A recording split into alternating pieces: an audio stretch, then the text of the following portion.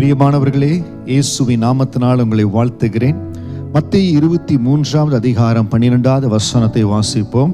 தன்னை உயர்த்துகிறவன் தாழ்த்தப்படுவான், தன்னை தாழ்த்துகிறவன் உயர்த்தப்படுவான். வேதத்தில் அநேக இடத்துல பார்க்கிறோம், யாரெல்லாம் தன்னை உயர்த்தும்படியாய் பிரயாசப்பட்டார்களோ, முயற்சி செய்தார்களோ, சாதிக்க நினைத்தார்களோ, எல்லாரும் தாழ்த்தப்பட்டு போனாங்க. ஆனால் எல்லா சூழ்நிலையிலையும் கர்த்தருக்கு முன்பாக தன்னை தாழ்த்தின ஒவ்வொருவரும் உயர்த்தப்பட்டாங்க. இன்னைக்கு கர்த்தருக்கு முன்பாக உங்களை தாழ்மைப்படுத்துறீங்க. தேவனுக்கு முன்பாக ஆண்டவர் சொல்லுகிற இடத்துல இருக்கிறேன், ஆண்டவர் சொல்லுகிற காரியத்தில் இருக்கிறேன்னு சொல்லி உங்களை தாழ்மைப்படுத்துறீங்க. கர்த்தர் உங்களை உயர்த்துவார்.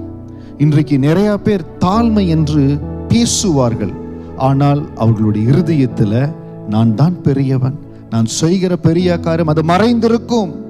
ஆனால் தேவனுக்கு முன்பாக, கர்த்தருடைய கண்களுக்கு முன்பாக நான் என்னை தாழ்த்துகிறேன். தாழ்மை என்பது ஆண்டவர் உள்ளத்தில் பார்ப்பது.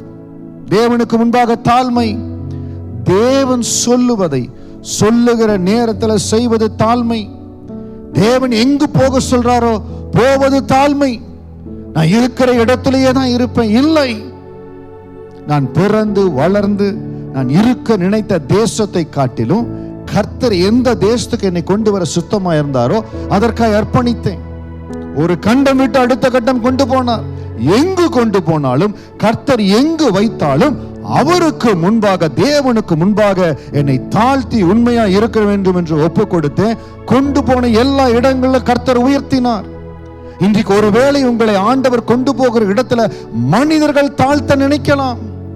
யோசேப்பை ஆண்டவர் உயர்த்த நினைத்தினார், ஆனால் மனிதர்கள் தொடர்ந்து யோசேப்பை தாழ்த்தி கொண்டு வந்தாங்க. கர்த்தருக்கு முன்பாக யோசேப்பு தன்னை தாழ்த்தினான்.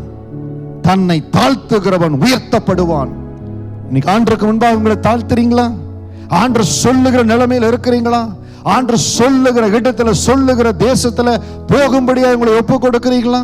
இந்த வார்த்தையை கேட்டுக்கொண்டிருக்கிற அருமையான ஊழியக்காரர்களே, கர்த்தர் உங்களை எந்த இடத்துல ஊழியம் செய்யும்படியாம், எந்த இடத்துல காரியங்களை ஸ்தாபிக்கும்படியாய் உங்களை ஒப்பு கொடுக்கிறீங்களா?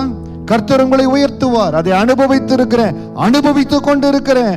அவருக்கு முன்பாக தாழ்மைப்படுகிற பொழுது, அவர் சொல்லுகிறதை சொல்லுகிற நேரத்தில் செய்கிற பொழுது அவர் உயர்த்துவார். இன்றைக்கு எந்த இடத்துல நான் உயர்த்தப்பட முடியலன்னு சொல்றீங்களோ, கொஞ்சம் உங்களை ஆராய்ந்து பாருங்க. உங்களை அறியாமலேயே எங்காவது உங்களை உயர்த்தி விட்டீர்களா? தன்னைத்தான் தாழ்த்துகிறவன் உயர்த்தப்படுவான்.